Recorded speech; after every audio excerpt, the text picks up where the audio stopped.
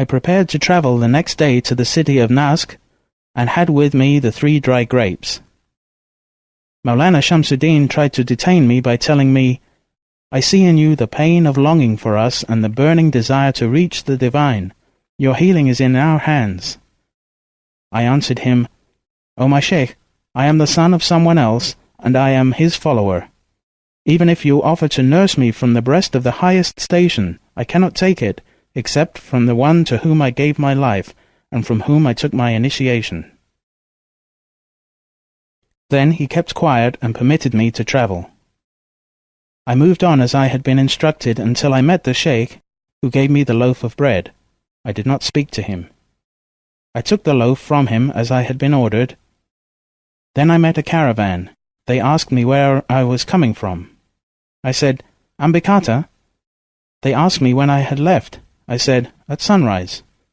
They were surprised and said, "That village is miles away, and crossing that distance would take you a long time.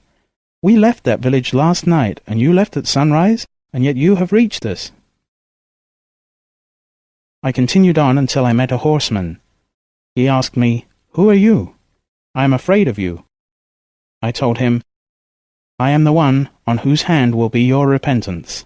He dismounted his horse, showing complete humbleness to me, and repented and threw away all the wine that he was carrying. He accompanied me to my Sheikh, Sayyid Amir Kulal. When I saw him, I gave him the cloak. He remained silent for some time, and then he said, "This is the cloak of Azizan. I was informed last night that you would be bringing it to me, and I have been ordered to keep it in 10 different layers of covering." Then he ordered me to enter his private room. He taught me and placed in my heart the silent zikr. He ordered me to keep that zikr day and night. As I have been ordered in the vision of Sheikh Abdul Khalik al-Gushtuwani to keep to the difficult way, I kept that silent zikr, which is the highest form of zikr. In addition, I used to attend the company of the external scholars to learn the sciences of the divine law and the traditions, and to learn about the character of the Prophet and his companions. I did as the vision told me, and this resulted in a big change in my life. All that Sheikh Abdul Khalik al-Gushtuwani taught me in that vision bore its blessed fruits in my life. His spirit was always accompanying me and teaching me. On loud and silent zikr. It is mentioned in the book Al-Bahjat al-Saniya that from the time of Mahmud al-Fakhnawi to the time of Sayyid Amir Kulal, they kept the way of the loud zikr when in association and the silent zikr when alone. However, when Shah Bahauddin Naqshband received his secret, he kept only the silent zikr. Even in the associations of Sayyid Amir Kulal, when they began to do the loud zikr, he used to leave and go to his room to do silent zikr.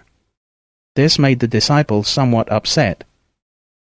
While his sheikh was doing the loud zikr, he was doing the silent zikr. Yet he stood in the service of his sheikh all his life. One day, as Shah Bahauddin and all the followers of Sayyid Amir Kulal were taking a rest from building a new mosque, Sayyid Amir Kulal said, "Whoever was keeping bad thoughts about my son Bahauddin was wrong. God has given him a secret that no one was given before. Even I was unable to know it." And he told him, "O my son, I have fulfilled the will and advice of Sheikh Muhammad Baba as-Samasi when he ordered me to raise you and nurse you in my way of training until you surpassed me. This I have done, and you have the capacity to continue yet higher. So, my dear son, I am now giving you complete permission to go wherever you like and to obtain knowledge from whomever you find." On subsequent sheikhs. One time, I followed Maulana Arif ad-Din Kharani for 7 years. Then I followed Maulana Khuthum's sheikh for many years. One night, I slept in the presence of my sheikh, and I saw Sheikh al-Hakim Hattar, who was one of the famous sheikhs of the Turks, telling something to a darwish named Khalil Khirani. When I awoke, the picture of that darwish stayed in my mind. I had a pious grandmother to whom I mentioned the dream. She told me, "O my son, you are also going to follow many Turkish sheikhs. So I looked in my travels for Turkish sheikhs, and I never forgot the picture of that one darwish. Then, one day in my own country of Bukhara, I saw a darwish, and I recognized him as the one in my dream. I asked him his name, and he told me, "I am Khalil Khirani." I had to leave him, but I felt terrible to do so. At the time of the evening prescribed prayer, someone knocked at my door.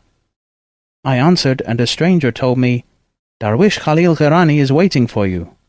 I was so surprised. How had that person found me? I took a gift and went with him. When I reached his presence, I began to tell him the dream. He said, "No need to tell me that dream. I know it already." This moved my heart to be more attached to him. In his company, new unseen knowledge was opened to my heart. He always looked after me, praised me, and lifted me up. The people of Transoxania put him as a king over them. I continued to keep his company even in the time of his sultanate, and my heart grew in love for him more and more, and his heart lifted me ever higher in knowledge. He taught me how to be in the service of the sheikh. I stayed in his company 6 years. In his presence and in my seclusion, I kept my connection with him. In the beginning of my travel on this way, I met a lover of God, and he said to me, "It seems as if you are from us." I told him, "I hope you are from us, and I hope to be a friend to you." One time he asked me, "How do you treat yourself?" I said to him, "If I find something, I thank God, and if not, I am patient."